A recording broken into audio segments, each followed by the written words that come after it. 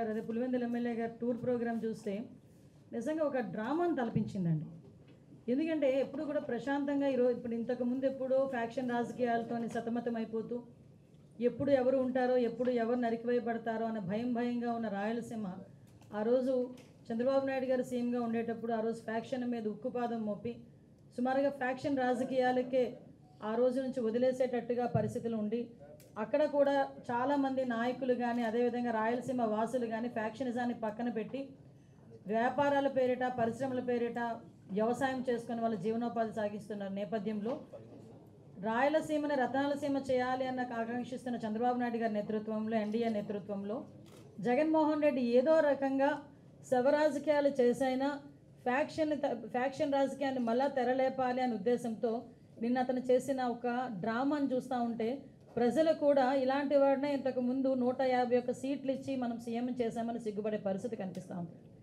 ఎందుకని చెప్తున్నానంటే ఒక కుటుంబ కలహాల నేపథ్యంలో జరిగిన ఒక హత్య, ఇంకా దినకర్మ కూడా ఐ థింక్ ఈరోజు అనుకుంటా దినకార్యం కూడా, అటువంటి నేపథ్యంలో ఒక బాధితుడిని అండ్ బాధిత కుటుంబాన్ని పరామర్శించాల్సిన తీరు చూస్తే నిజంగా ఇలాగా పరామర్శిస్తారు.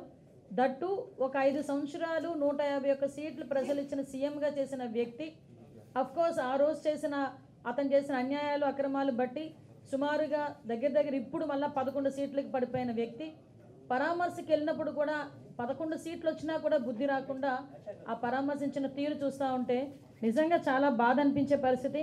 అదేవిధంగా అతను నైజం కూడా బయటపడిన పరిస్థితి మనందరికీ కనిపిస్తుంది.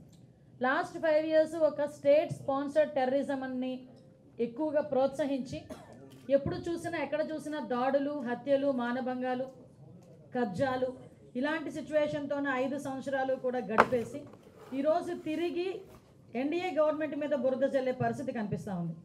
ముఖ్యంగా ఒకటి మాత్రం క్లియర్గా చెప్పాలండి, లాస్ట్ 5 yearsలో మేము చెప్పామండి, ఐపీసీ సెక్షన్ ప్రకారం అన్నది కాకుండా వైసీపీ సెక్షన్ ప్రకారం అని చెప్పి పోలీసుల చేత కూడా పనిచేయించి పోలీస్ వ్యవస్థని కూడా నిర్వీర్యం చేసేసి ఈరోజు అదే పోలీసు వ్యవస్థ మీద విరుచుకుపడే పరిస్థితి చూస్తూ ఉంటే జగన్మోహన్ రెడ్డి మానసిక పరిస్థితి కూడా మేము జాలిపడాల్సిన సందర్భం.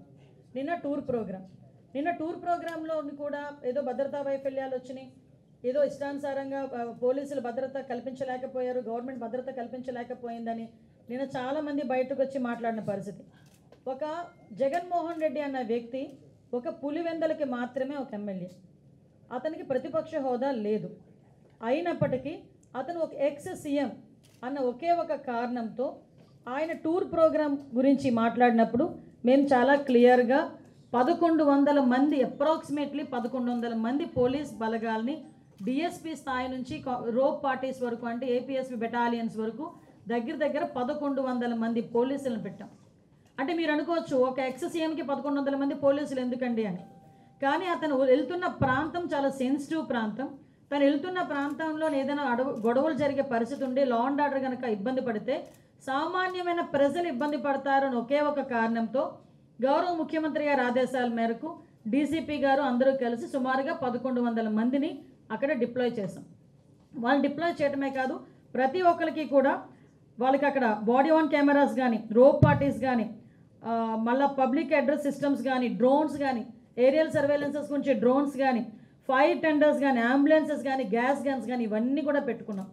అంటే సాధారణంగా ఒక విఐపి వచ్చినప్పుడు ఎటువంటి ట్రీట్మెంట్ చేసుకుంటామో ఆ ట్రీట్మెంట్ అంతా కూడా ఒక సాధారణ ఒక పులివెందుల ఎమ్మెల్యేకి కూడా కేవలం ఎక్స్ సీఎం అన్న కారణంతో మేము ఇవ్వడం కూడా జరిగింది. ఆ సంగతి కూడా మీరందరూ కూడా గమనించాలి. అదేవిధంగా సుమారుగా 7/4/2025 అంటే నిన్న ఇన్సిడెంట్ కన్నా మొన్న ఎస్పీ గారు చాలా క్లియర్గా కూర్చుని ఒక మీడియా ద్వారా వాళ్ళని పర్సనల్గా కూడా వైసీపీ నాయకుల్ని పిలిపించి ప్రాబ్లం ఎదురయ్యేటట్టుంది, ఎక్కువ మందిని మీరు మొబిలైజ్ చేయడం, వాట్సాప్స్లో కూడా ఇంతమంది రండి అంతమంది రండి, పోలీసులు కనుక మిమ్మల్ని అడ్డుకుంటే నడుచుకొని రండి లేకపోతే పరిగెత్తుకుంటూ రండి అని చెప్పి వాట్సాప్లో కూడా మెసేజ్లు చాలామంది వైసీపీ నాయకులు రెచ్చగొట్టే ధోరణిలో అవన్నీ పెట్టారు.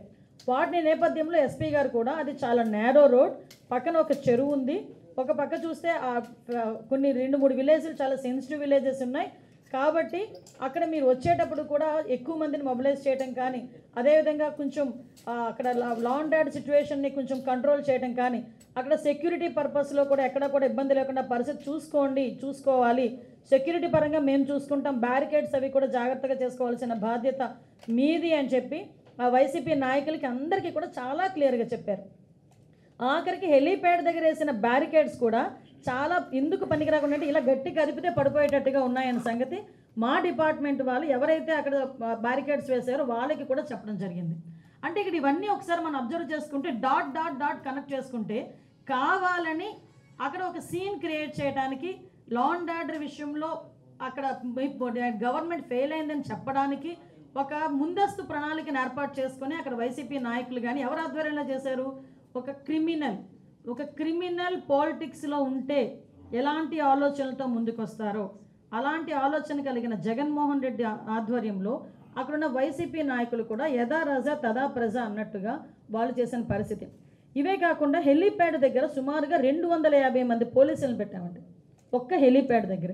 మీరు హెలికాప్టర్ ల్యాండ్ అయిన తర్వాత పోలీసుల్ని కూడా తోసేసి పోలీసుల మీద కూడా దాడి చేసి ఈ రోజుకి కూడా కొంతమంది కానిస్టేబుల్స్ గాయాలు పాలై హాస్పిటల్లో ఉన్నారు. అంటే మేము అక్కడ కనుక గట్టిగా మాట్లాడి గట్టిగా మేము ఏదైనా ప్రొటెక్ట్ చేస్తే పోలీసులు మమ్మల్ని అడ్డుకున్నారు అంటారు.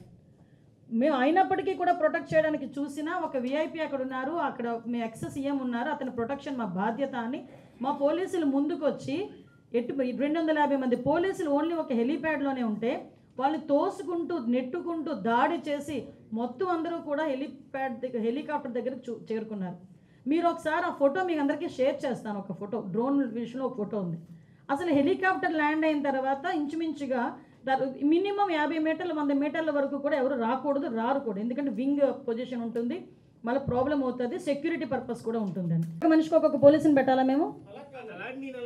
మరి మీరు మాట్లాడేటప్పుడు దయచేసి అక్కడ ఎంతమంది పోలీసులు 250 మంది పోలీసులు మేము డిప్లాయ్ చేస్తే ఒక హెలిప్యాడ్ దగ్గర వాళ్ళు ఇంచుమించుగా ఒక 600-700 మంది వచ్చినప్పుడు తోసుకొని వెళ్తున్నారు. తోసుకుని వాళ్ళు కావాలని చెయ్యాలనుకునేటప్పుడు ఎవడైనా చేస్తాడబ్బా. 1100 మంది పోలీసులు ఏర్పాటు చేశాము, 250 మందిని హెలికాప్టర్ చుట్టుపక్కల ప్రాంతాల్లోనూ పెట్టామన్నారు. మీరే చెప్పారు అది. అంతమంది ఒకేసారి వస్తున్నప్పుడు ఎందుకు చర్యలు తీసుకోవట్లేదు అనేది. చర్యలు ఏంటి అంటే అయిపోయి ఇప్పుడు జరిగింది కాబట్టి జరిగిందని సంగతి చెప్తున్నాం. ఒకటి మేము చెప్తున్నాం అండి, అంతమంది వచ్చిన విఐపి ఒక్క చెయ్యి ఒకటి పడలే విఐపి మీద. అక్కడక్కడ ఎటువంటి గొడవలు జరగల. అక్కడ వాళ్ళు ఎంత ప్రయత్నం చేసినా బికాస్ ఆఫ్ పోలీస్ ఓన్లీ అక్కడ వాళ్ళు ఎంత ప్రయత్నం చేసినా గలాటా సృష్టిద్దామని మాట్లాడుకున్నా ఆఖరికి బై రోడ్ వెళ్దామని ముందే వాళ్ళు ప్లాన్ చేసుకుని బయటకు వచ్చిన ఎక్కడా కూడా ఇంత ఇన్సిడెంట్ జరగకుండా సేఫ్గా విఐపిని కర్ణాటక బెంగళూరు ఇంటికి చేర్చాం. అది పోలీస్ అంటే. దాని గురించి మాట్లాడండి.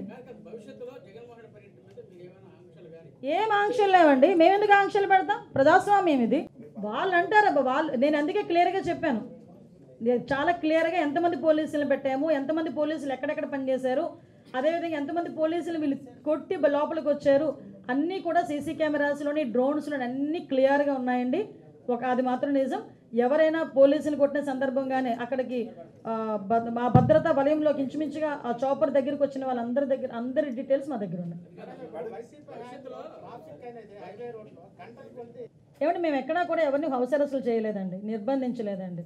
వాళ్ళు స్వచ్ఛందంగా వస్తారా లేదా తర్వాత విషయం పక్కన పెడితే వాళ్ళు పూలప్ చేసుకున్నా కూడా కొంచెం జాగ్రత్తగా మెయింటైన్ చేయండి. అక్కడ వచ్చేది మీ నాయకుడు, రేపు పొద్దున ఏదైనా శాంతి భద్రత విఘాతం కలిగించవచ్చు అని చాలా క్లియర్గా ఎస్పీ గారు అప్పీల్ పెట్టారు. ముందు రోజు మీడియాలో మాట్లాడారు, ఆ నాయకులు పిలిపించి మాట్లాడారు.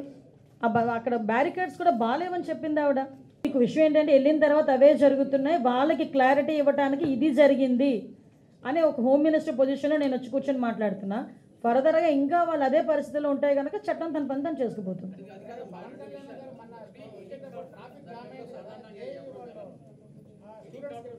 నా ఫోన్ ఇవ్వండి. మీకు కొన్ని కావాలంటే నిన్న మా ఎస్పీ గారు కూడా కొన్ని వీడియోస్ పంపించారండి, మీకు తెలుసు. చెప్పండి.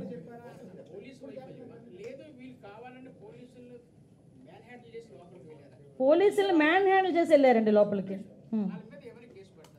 డెఫినెట్గా పెడతామండి. రెచ్చగొట్టే వ్యాఖ్యలు ఎవరు చేసినా కేసులు పెడతాం. ఇక్కడ ఇంకో విషయం చెప్తానండి, నేను ఆ పాయింట్ మిస్ అయ్యాను. యాక్చువల్గా ఇతను ఒక్కసారి చాపర్లో వస్తారు, మళ్ళీ తిరిగి చాపర్లో వెళ్ళరన్న సంగతి అక్కడున్న వాళ్ళ నాయకులకి ముందే తెలుసు. అక్కడ మనకి ఆ మీటింగ్ స్పాట్ దగ్గర తలసిల రఘురామ్ గారు, విశ్వేశ్వరరెడ్డి గారు, అదేవిధంగా సాంబశివారెడ్డి వీళ్ళు ముగ్గురు మాట్లాడుకుంటుంటే విశ్వేశ్వరరెడ్డి గారు వాళ్ళ అనుచరుడు వచ్చి మనం ఎందుకు ఇక్కడ ఆయన విక్టిమ్ హౌస్కి వచ్చారు, మళ్ళీ చాపర్ దగ్గరికి వెళ్ళిపోతారు కదా, మనం చాపర్ దగ్గరికి వెళ్ళిపోదాం పదండి అని అడిగాడు. అడిగితే విశ్వేశ్వరరెడ్డి చెప్పిన మాట ఏంటంటే, చాపర్ దగ్గరికి నీకు తెలియదా, ఆయన చాపర్లో వెళ్దు, ఆయన బై రోడ్ వెళ్తాడు. బై రోడ్ చాపర్లో వెళ్ళాలి అనుకున్న వ్యక్తి వితిన్ 10 minutes 15 minutesలో నేను రోడ్డు మీద వెళ్తానంటే జనాలను ఎవరైనా పోగేయగలరా? వితిన్ 15 minutesలో దారి పొడుగునా కావాలని వాళ్ళ నాయకులను పెట్టుకొని చేశాడు. దీనికి ఎందుకు నేను ఇంత పర్టికులర్గా చెప్తున్నామంటే, ఫస్ట్ ఆఫ్ ఆల్ వీళ్ళు ఫస్ట్ ఒక హెలీప్యాడ్కి వాళ్ళు పర్మిషన్ అడిగారు. అది 9 kilometers దూరంలో ఉన్న హెలీప్యాడ్. దానికి పర్మిషన్ ఇవ్వమని చెప్పి మేము చెప్పి దగ్గరలో హెలీప్యాడ్ పెట్టుకోమని చెప్పి క్లియర్గా ఎందుకు ఇవ్వము, అక్కడ పర్మిషన్ ఇవ్వకూడదు అన్నది కూడా లోకల్ ఎస్పీ చాలా క్లియర్గా నాయకులకి చెప్పారు. 9 kilometers అంటే మధ్యలో 2-3 villages ఉన్నాయి, చాలా నేరో రోడ్డు పక్కన చెరువులు ఉన్నాయి, కొంత వరి పొలాలు ఉన్నాయి, అదేవిధంగా 2-3 కొంచెం క్రిటికల్ సెన్సిటివ్ విలేజెస్ ఉన్నాయి. ఆ విలేజెస్ మధ్య నుంచి వెళ్తే కనుక విఐపికి ప్రాబ్లము, అక్కడ ఏదైనా లా అండ్ ఆర్డర్ ఇష్యూ జరగచ్చు, కాబట్టి మీరు నియర్ బై హెలీప్యాడ్ దగ్గర పెట్టుకోండి అని చెప్పి క్లియర్ చేసి, ఆ బ్యారికేడ్ సిస్టమ్ కూడా బాగాలేదు, బ్యారికేడ్ సిస్టమ్ చాలా వీక్గా ఉంది అని చెప్పి కూడా మేము ఇన్ఫార్మ్ చేసినప్పటికీ కూడా వాళ్ళు బ్యారికేడ్ సిస్టమ్ క్లియర్గా పెట్టుకోలే. అంటే ఇప్పుడు మళ్ళీ తిరిగి వచ్చి భద్రతా వైఫల్యం అంటే అది వీళ్ళేమో వందల కొద్ది జనాలేమో సమీకరించుకున్నారు, అది డబ్బులు నుంచి తెప్పించుకున్నారో, ఒరిజినల్గా వచ్చారో, బయట నుంచి వచ్చారో, ఏ నియోజకవర్గాల నుంచి వచ్చారో నెక్స్ట్ ఇష్యూ. కానీ జనాలు అయితే కొంతమంది వచ్చి లిటరల్లీ తోసుకుంటూ ముందుకు వచ్చారు. అసలు నాకు ఇప్పటికీ అర్థం కాదు ఏంటంటే, ఒక హెలీప్యాడ్ దగ్గరికి మనం ఎంతమంది, ఈ ఫోటో ఒకసారి చూస్తే కనబట్టలేదా, నేను మీకు పంపిస్తాను. నేను ఈ ఫోటో, ఇది హెలీప్యాడ్ దగ్గర మనుషులు ఉండే పరిస్థితి, చాపర్ దగ్గర. ఒకసారి ఆలోచన చేసుకోవాలి. అది ఇవన్నీ డాట్స్ అన్ని కనెక్ట్ చేస్తే కంపల్సరీ చాపర్లో వన్ సైడే రావడానికి సిద్ధపడే వచ్చాడు ఆయన.